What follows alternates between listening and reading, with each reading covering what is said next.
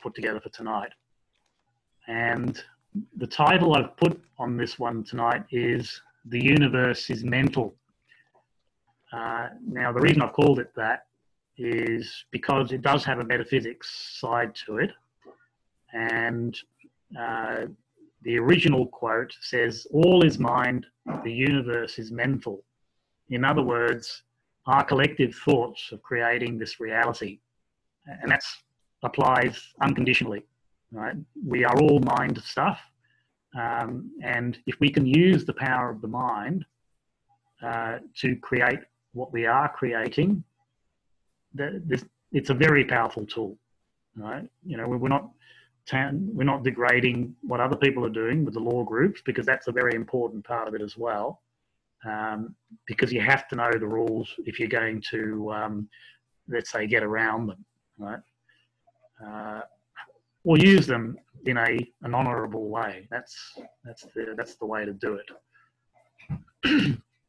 Okay, so what I've shown on the diagram that I've put here, is a collection of a number of sessions that we've run over the past few weeks, maybe a couple of months. And you can access all those presentations on our YouTube channel. You know, if you go to magpiehouse.com.au, then you'll find it there. Just going to mute everybody because there's some strange sounds coming through. Okay. And the one in the top left-hand corner, I'm hoping you can see, was the Beyond the Straw Man presentation. And this goes deep into metaphysics. And for me, it's a starting point, right? To realize that we are not just physical creatures having a spiritual experience. We're actually the other way around. We're spiritual creatures having a physical incarnation, you could say.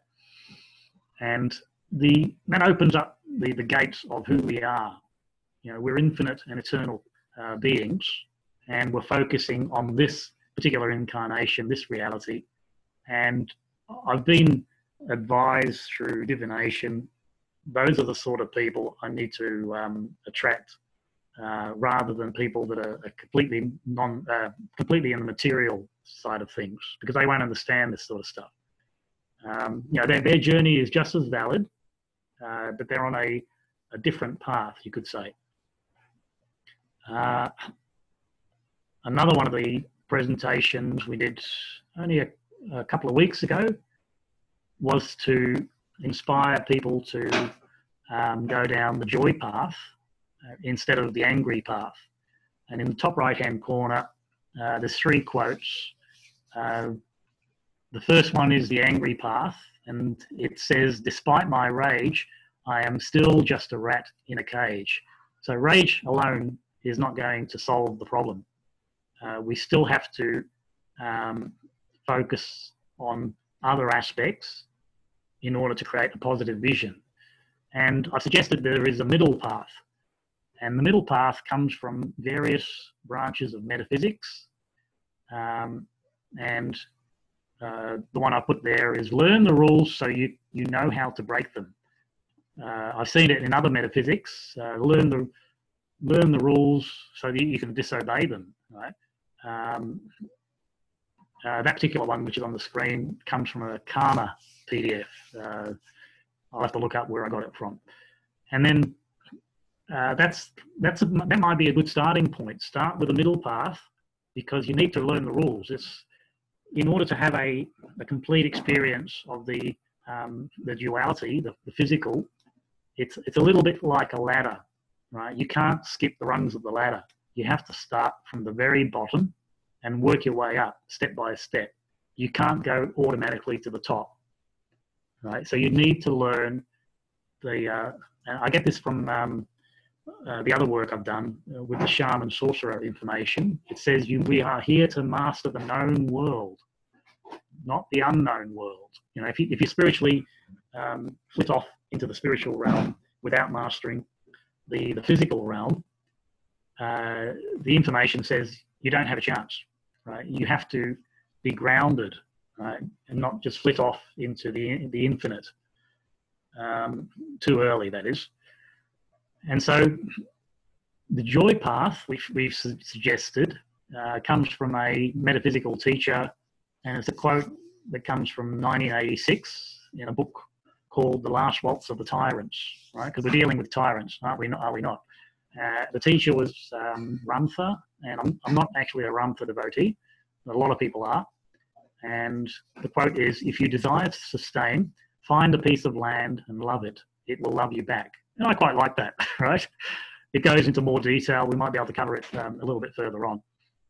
But when that quote was shared with the world, it had a different emphasis. It was back in a time where humanity seemed to be going down a very destructive path, and that the Earth being a sentient being, was going to have to intervene. Right? It's a super evolved entity, the Earth, according to indigenous peoples.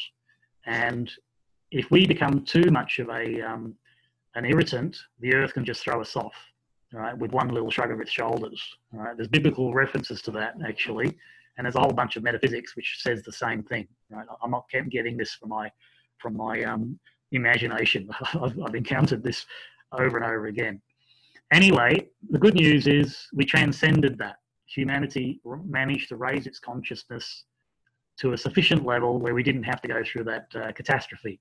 So that's good news.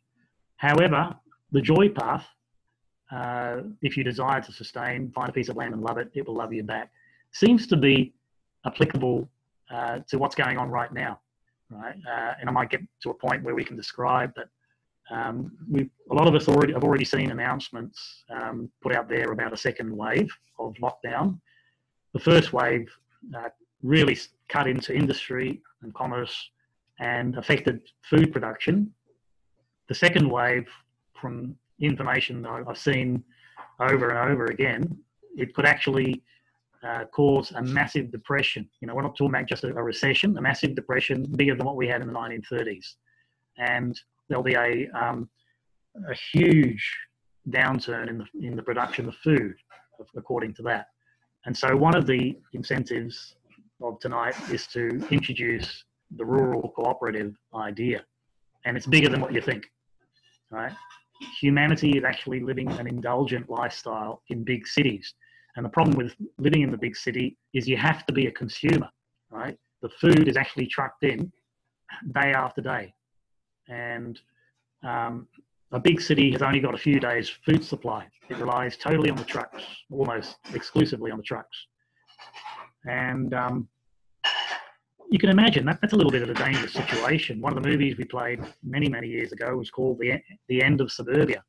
And it said that New York, with a population of 12 million, has only got 3 days food supply. It's not the model for humanity. Big cities are toxic, and we become dependent on corporate farming. And corporate farming, the way they do their farming is actually destructive to the topsoil.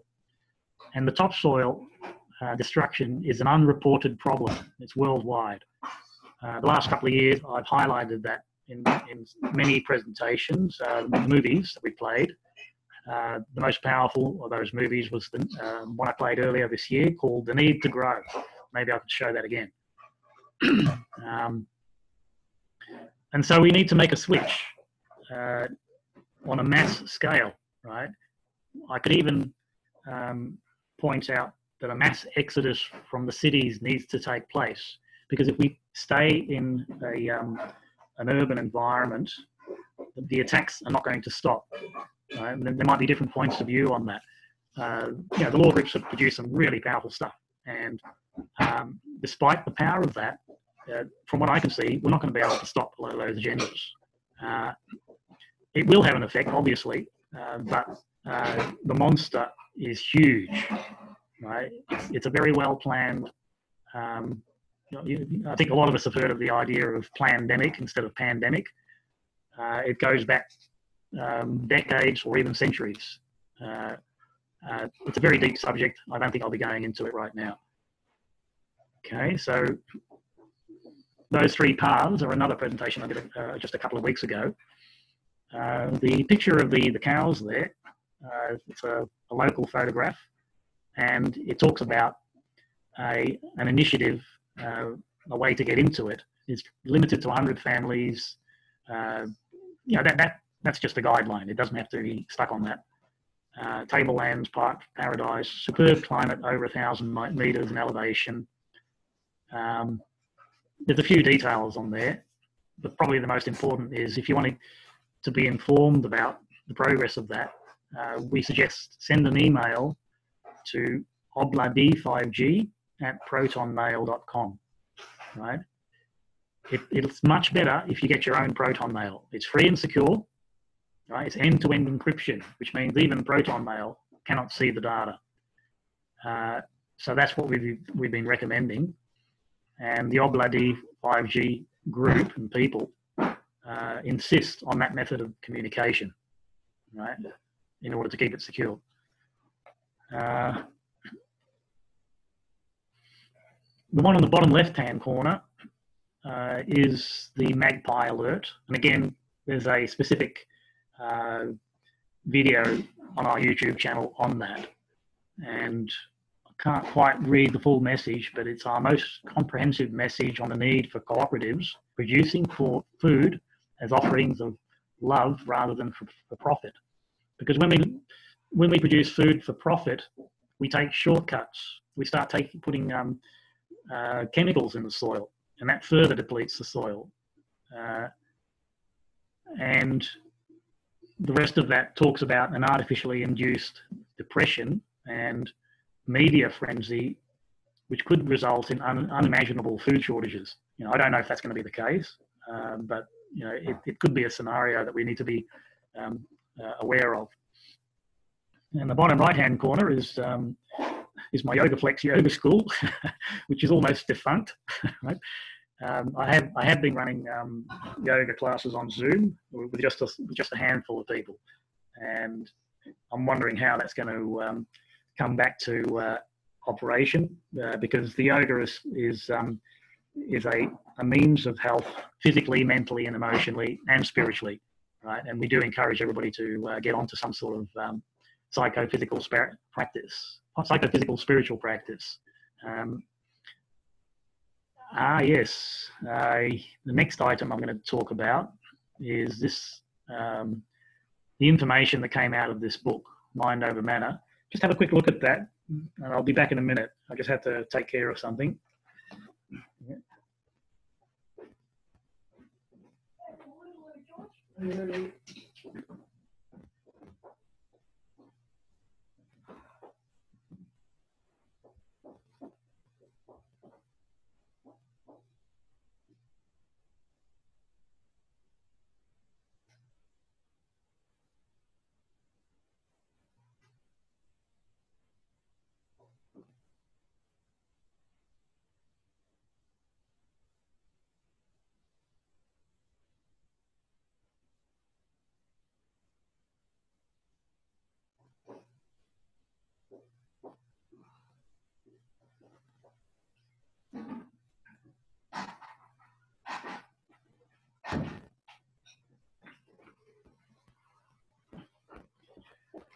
Okay, back again.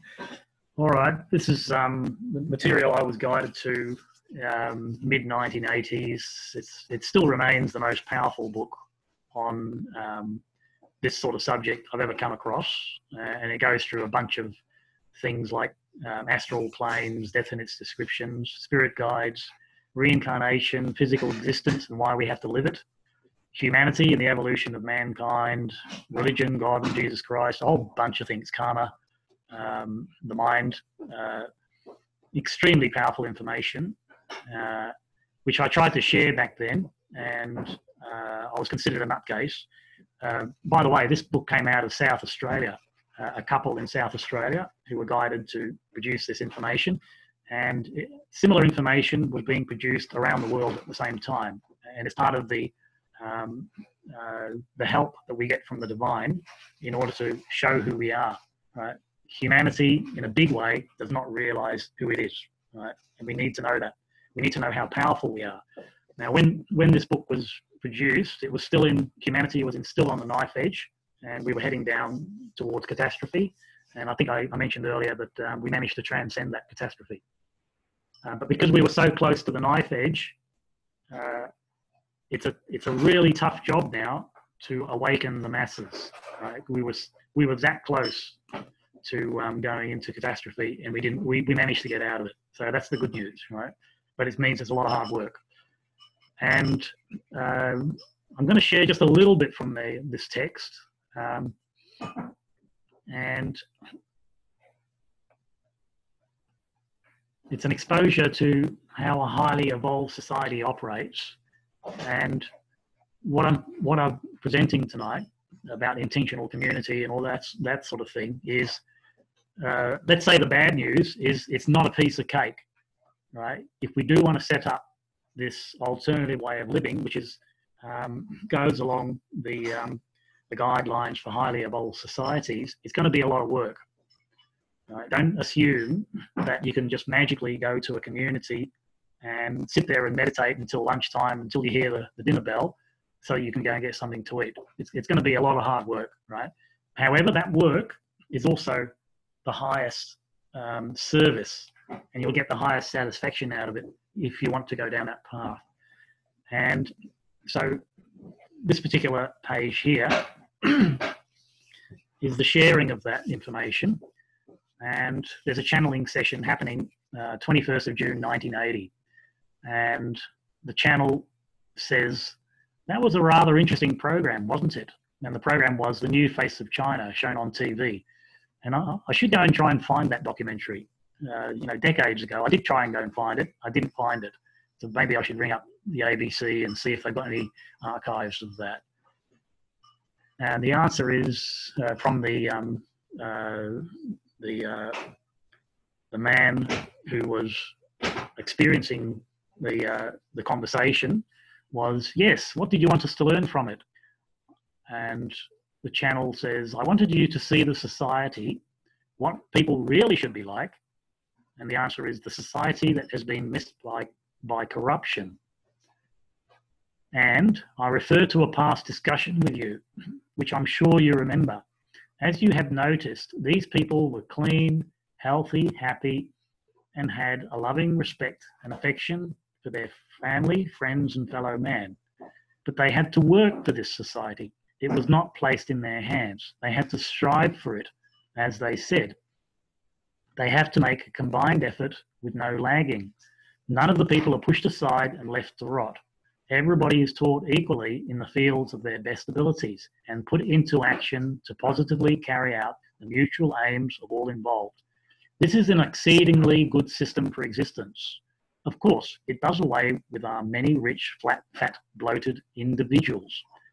As you can see, this is more in keeping with the blueprint for civilization on this planet, which did not succeed because of weaknesses such as greed and corruption, jealousy.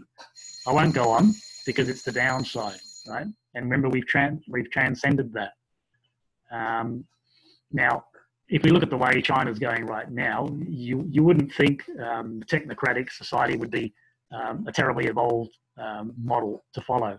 But that was, what it was, that documentary was showing was something before the technocratic society stepped in. And in China, in many parts of Asia, they are still living a highly evolved existence. And a highly evolved existence is where you have tribal collectives. That's how it works. So that's the blueprint for humanity.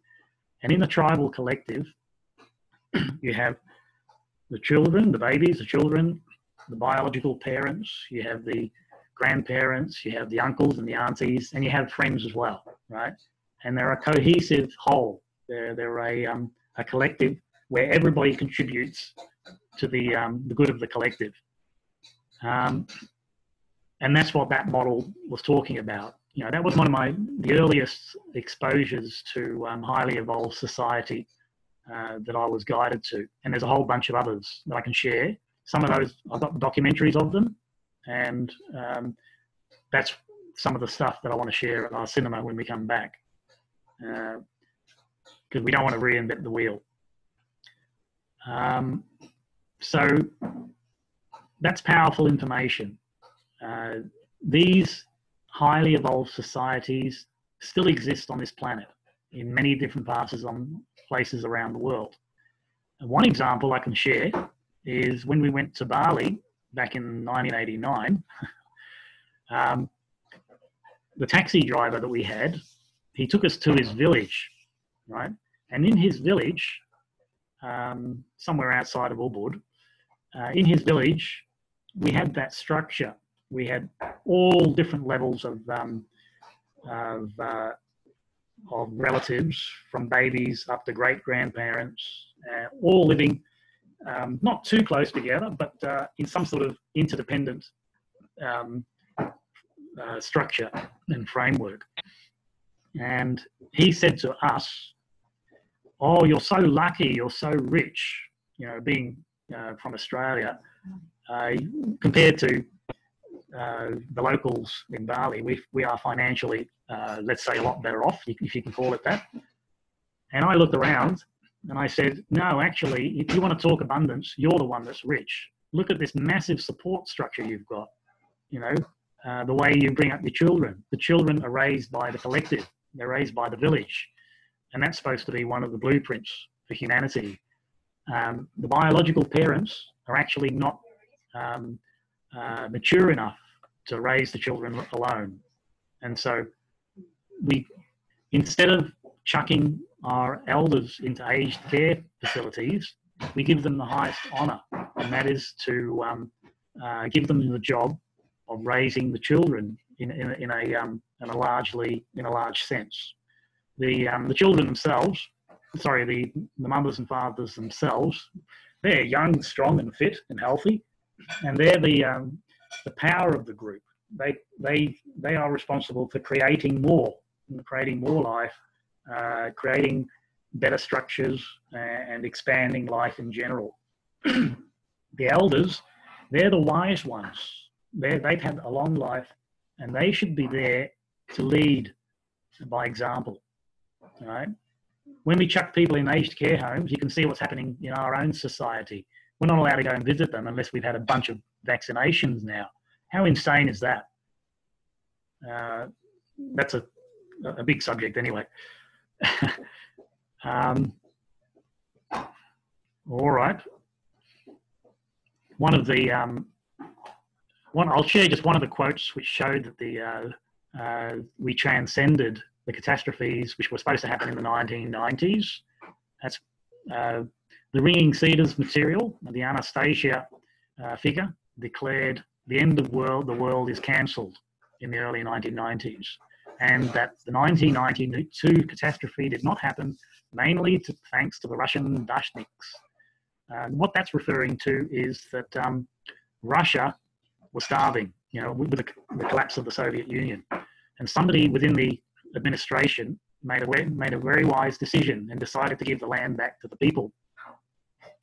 And the people themselves, they set up food gardens, not with machinery. They were using their bare hands to grow the food. And according to the information, the Earth is a sentient being, and it's a super evolved being, by the way, way beyond our consciousness. And it can feel the every pair of hands working on the Earth. And so the Earth decided it would allow us to stay on the planet. And so we carried on. So that was one of the major reasons why we didn't go into catastrophe. And there's a bunch of other information I could share on that. Let's move on. Okay, so the text of the social media for this presentation tonight was saying, what I put there is, there's plenty to be angry about in these unprecedented times, but do not stay on the angry path, because the angry path is the victim path, right? It's saying, it's actually acknowledging the bad conditions, right? And if you stay there, you may not be able to get out. And we've shared this over and over again, that if you want to change the reality, you put your energy into something new in order to make the old system redundant. We've shared that over and over again. If you're fighting the system, you're actually giving it more energy, right? So if you do come up with ways to beat the system actually gets stronger because it devises new ways to attack you. and that came through in a very powerful movie made about Jerusalem in Rome. And I showed that last year, and it might have been this year. It's called AD Kingdom and Empire. And what that said is Caiaphas, who's the Jewish high priest, he says that there are some people who insist on fighting the monster, but the monster is just too big. When you cut off the head of the monster, it grows another one twice as big, and it comes at you. And that seemed to make a lot of sense. Jerusalem was under Rome back then, and it was a kind of a violent, oppressive regime, which no matter what the Jews did, they could not defeat that enemy. Not just like that. Put it that way. Anyway, that's what was in the documentary, and it may not even be based on fact. It might have been a Hollywood improvisation of that information. Because after I watched the documentary, I read the Book of Acts in the Bible, and I couldn't find that reference in there. Anyway, that's a different story. Okay, so don't stay on the angry path exclusively. Sure, be angry, but choose the middle path where we learn the rules so we can disobey them, and then move towards the joy path of nurturing the land with love rather than profit, because it'll love us back. I mentioned that previously as well.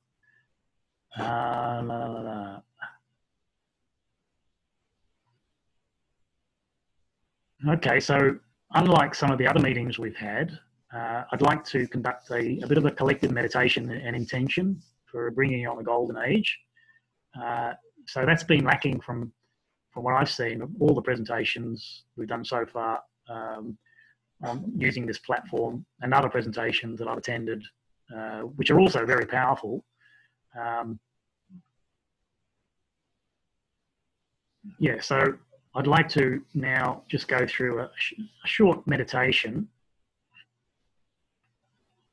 Because one of the questions I asked at one of the forums we ran at Magpie was how many people in the room meditate, and there were 50 people in the room listening to Darryl O'Brien. These were full-on activists, and about half the people in the room said, "Yeah, put their hand up. They meditate." Right. So I thought that was a really good sign. Right. All right. So let me go through this meditation, which comes from the Telos books. And I can fill you in on where the Telos books come from. They're higher dimensional beings, and they are the remnants of the Lemurian race. Right? If you know much about that, it goes back tens of thousands of years. And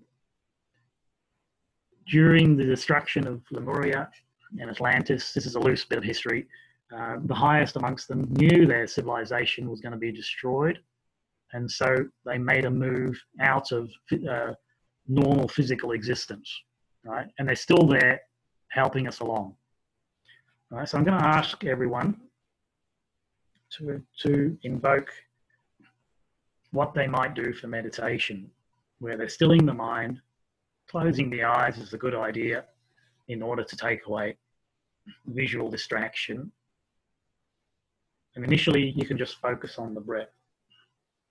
I'd like you to do that for a minute or two in silence, and not have any expectations of what might be shared.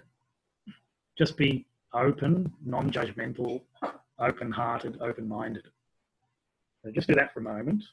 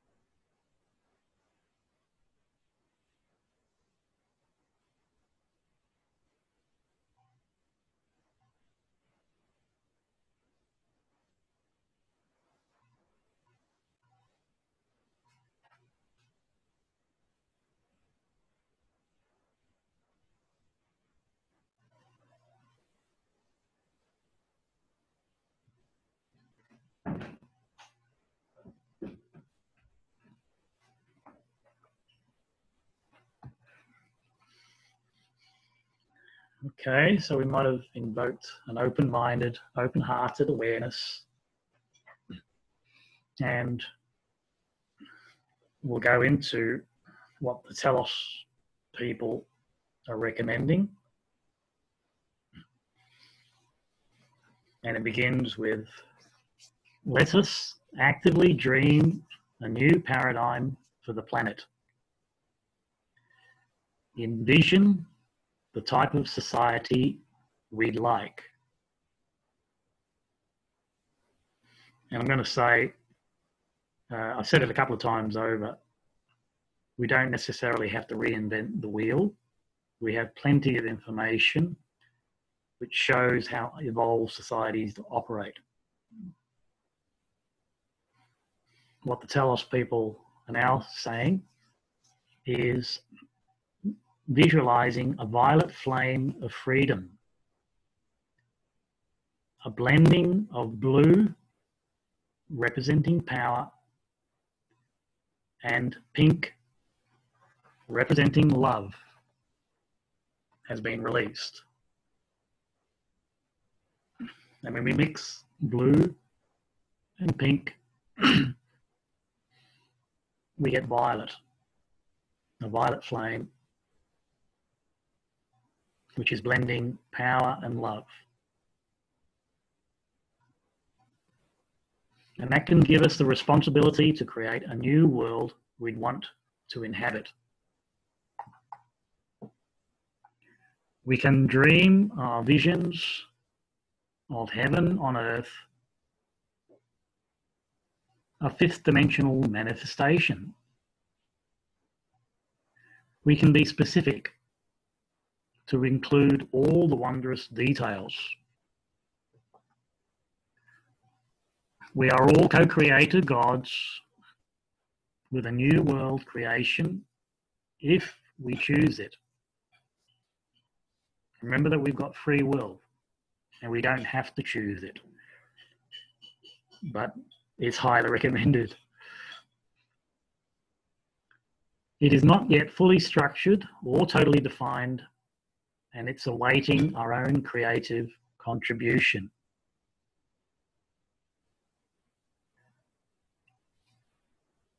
As we start dreaming these dreams, our energies will blend together and create a wonderful new reality on this planet.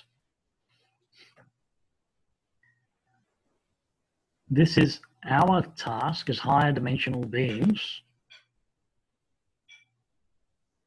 I think they're talking about themselves here.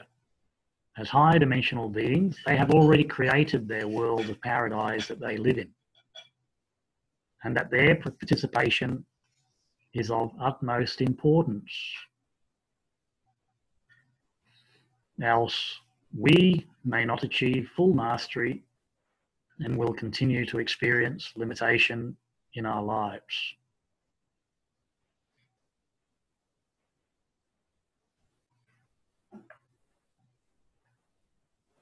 What is suggested is that in our daily meditations and writings, we could spend time every day defining heaven on earth. If we're not doing that individually, never mind collectively, then the universe cannot respond and bring those, or help to manifest those things. So we do encourage a daily vigil of meditation and writings, defining how we can create heaven on earth. Also dreaming of this new earth when we sleep. Sitting with that for a moment.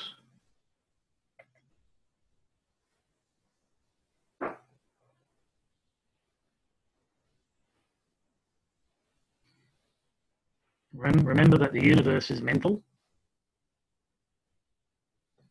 and all is mind, and that's how we can create from there.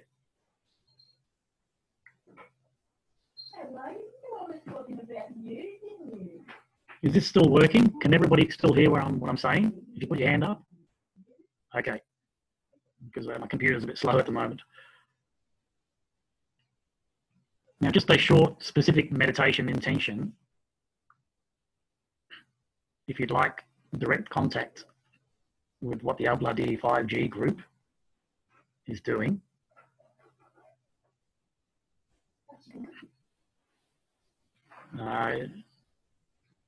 there's a specific project which is being worked on right now,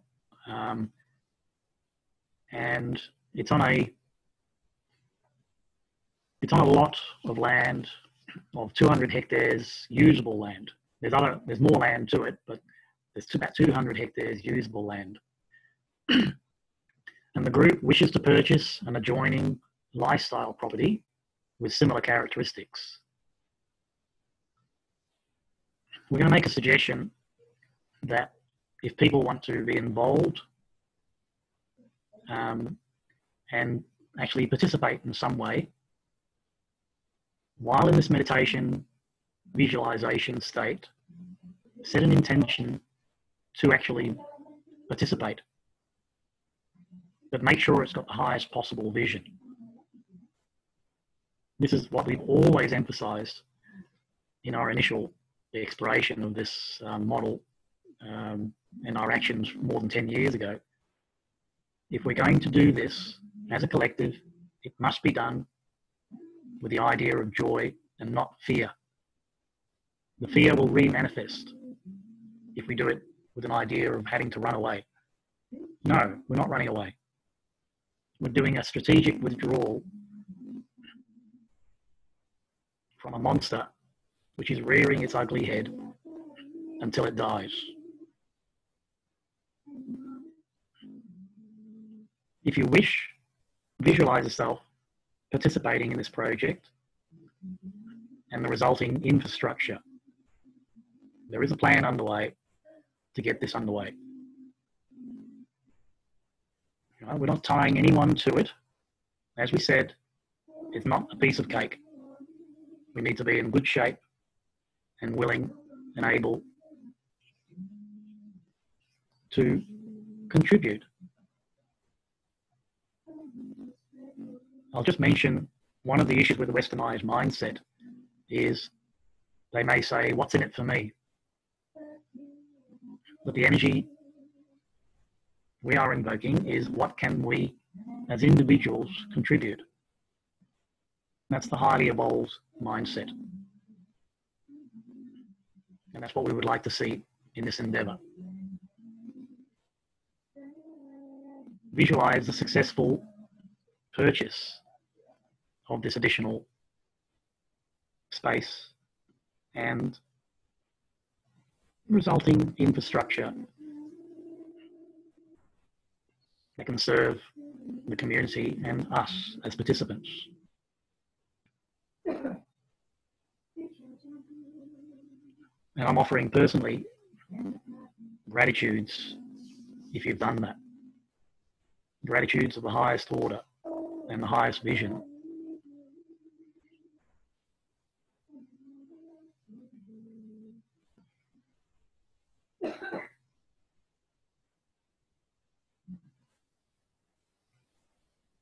So thank you for participating in that. If you're still in a meditative state, just deepen the breath, start moving fingers and toes, and stretch out of it.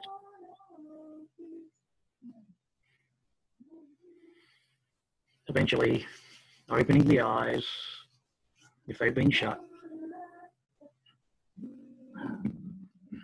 and come back to normal awareness.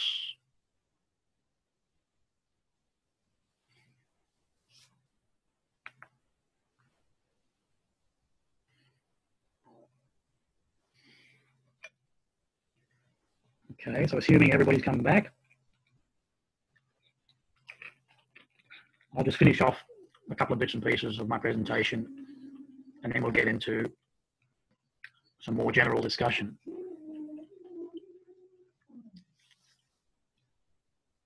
I may not even complete all the notes that I've got here, and that's okay. What I've said here is, and we might have covered some of this material, the first wave of lockdown shut down industry and commerce, The second wave, already getting announced, could shut down food production as well.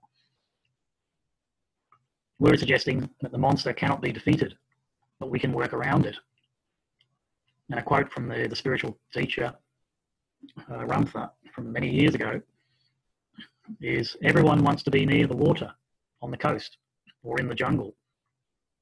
Let them have it. It's not going to be there anymore. Now, that's a different context, right?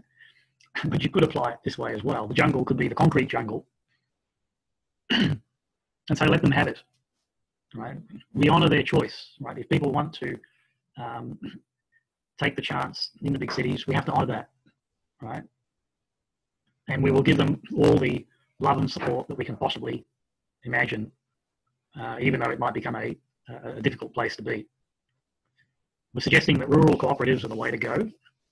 And we could also say that the monster is actually doing humanity a favour, right? Because we're living this indulgent lifestyle in the big city where we're dependent on corporate farming, but an evolved society never uses the big city model. And so the monster is actually giving us a nudge in order to trigger a consciousness of change. Right? Humanity needs to change towards this a more earth-oriented society. It could make the choice of going down the artificial intelligence, machine intelligence, technocratic society. And in a lot of ways, it's already doing that. The information we've got is saying that's a kind of a nightmarish future. And if we make the mistake this time, we're going to have to go through another galactic cycle of time in order to come back to this point again. Now, who wants to go through all that pain again? Note that evolved society does not use democracy. All right, so we keep talking about our democratic rights. And with democratic rights, the 50% rule usually applies. You know, if half the people say it's got to be this way, then that's the way it is. But a highly evolved society actually uses consensus. That means that everyone has to agree. And Westerners in particular are horrified by that model because they say, well, how can everybody agree? In evolved societies, it works, right? And when it's been tried in Western societies, they've adapted it and they've called it modified consensus. And it's been very successful in communities that have sprung up around the world, right? That's more documentaries that I can show on that particular idea.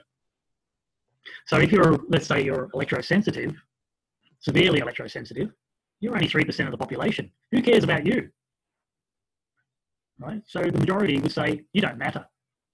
But we know that's not the way to be. A highly evolved society never damages itself. So we don't want to be marginalized.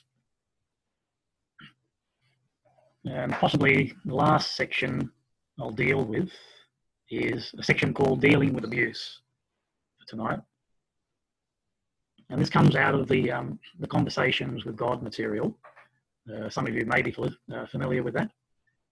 And it talks about how to deal with abuse. And of course, there's a lot of abuse happening right now. All right, so I'll just go through some of those quotes. When abused, the best thing is for both abused and abuser is to stop the abuse. Allowing abuse to continue also damages the abuser who finds that their abuse is somehow acceptable. So the next one, to allow another to continually inflict damage may not be the most loving thing to do for both the self and for the other. Sometimes we must go to war, not to hurt back, but to make a grand statement about who we are with an aspect of who we are not.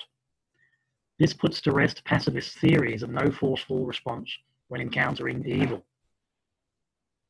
All right, so that maybe turns the head over of what a lot of spiritual people think and just go passive in when we encounter evil. This is saying, no, you do the opposite. It's even suggesting you might have to go to war, but you're not doing it for revenge. You're actually telling the abuser that it's not acceptable. And so we make a statement about who we are with an aspect of who we are not. So it's a very important concept. We don't need to be pacifist. And that leads on to the next statement from the same source. In truth, there is nothing evil, but by that which we call evil do we define ourselves, as opposed to what we call good. Declaring nothing evil at all is therefore the biggest evil. I hope that makes sense to people. basically putting our heads in the sand doesn't work. We need to speak out. We need to take action in certain cases. If you're doing see no evil, speak no evil, hear no evil, that doesn't work. We must know what we want to change in our societies. That's been those aspects have been reconfirmed in later material, very recent material on the same subject. The next item comes from a very famous Australian short documentary called What the F-U-Q. Some of you might be familiar with that. What the Fook, right? And it says the same thing. Silence in the face of evil is itself evil. God will not hold us guiltless. Not to speak is to speak.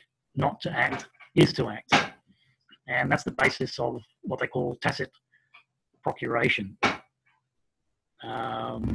That's roughly referring to silence is an agreement. So if you stay silent, you agree to the evil which is happening. Going further into the material, same source, highly evolved teachings may include how an awakened species lives, eliminate being offended and revenge. Right? I'll keep going. Bless those who hurt us. Do away with defense. Choose concern and pity, not hatred. Void of hostility and ill will. Bless those who curse and persecute you. Even turn the other cheek. From an entirely different philosophy, the shaman sorcerer philosophy, it says self-importance is our greatest enemy. What weakens us is spending most of our lives feeling offended by the deeds and the misdeeds of our fellow men. And that comes from the Castaneda material, The Fire from Within. Right, so if you're feeling offended by what somebody's done to you, it's not a coincidence. Right? You've chosen that path, and it's a challenge to you, it's an opportunity to you to handle that situation in the most powerful way possible, without getting offended. It doesn't mean you don't take action.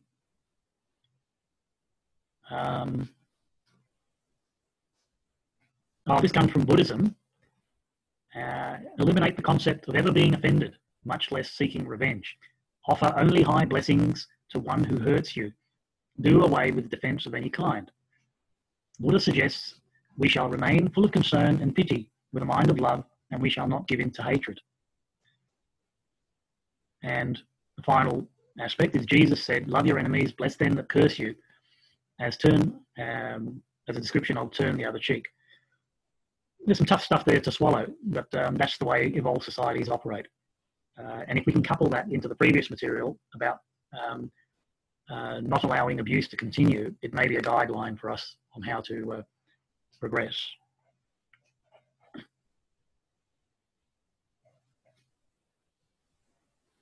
Okay, so coming from that same material, but the later stuff, it says, an awakened species harnesses the power of metaphysics. Humans in an unawakened state do not. The conclusion I draw from that is we are a primitive species, and we often pretend everything is okay in a feel-good world, but it's not. The material says we have to know what we need to change, and that a see, hear, speak no evil policy does not work. Another one of those awakened species statements, an awakened species creates a balance between technology and cosmology, between machines and nature. Humans in an unawakened state do not. Right? From the same source, there's a lot of these of how an awakened species operates and how humans are operating right now, and there's a big difference. The good news is the material is also saying that it's the perfect time to awaken. And if we can ever get back together in groups, I'd like to share this material in more detail. We've run study groups on it before, and it's been difficult to keep the momentum going on that. But to me, it's the most powerful information that we need to take notice of.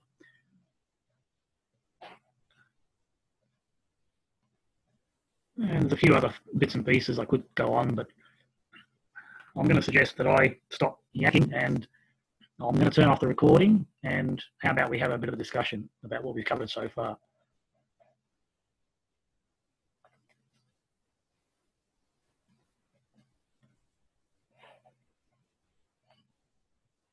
Okay, it looks like there's only 4 of us left.